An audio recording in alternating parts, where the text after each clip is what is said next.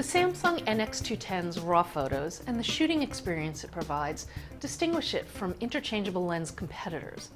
But it's slower than it should be, and JPEG photos don't match the rest of the field. The camera has essentially the same body as the NX200, solidly built and larger than most competitors, but that's what helps make it more comfortable to grip. For those unfamiliar with Samsung's iFunction system, it consists of a button on the lens, which invokes shooting settings, such as ISO sensitivity or shutter speed. You then adjust them using the manual focus ring. The iFunction system distinguishes the NX cameras from other ILCs in a way that adds to the shooting experience rather than detracting from it. The alternative adjustment system is Samsung's Smart Panel Interactive Control Panel interface, which you pull up with the function button. It's easy to use, but I miss the type of customization control that Panasonic's cameras offer over the interface, as well as the capability to save custom settings.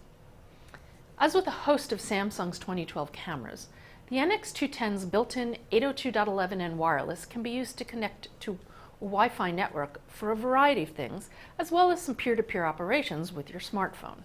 While it's much better than nothing, the interface is still fairly cumbersome. You have to go into a special Wi-Fi mode. It can't save passwords for Wi-Fi connections, though it will remember and reconnect if you try to connect to the same access point as the last connection.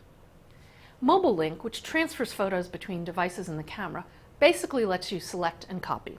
And Remote Viewfinder is exactly that.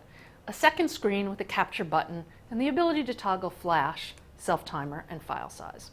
The camera produces extremely good RAW images up to ISO 3200, but JPEGs begin to show noticeable artifacts as low as ISO 400. In all other respects, the camera delivers very nice images.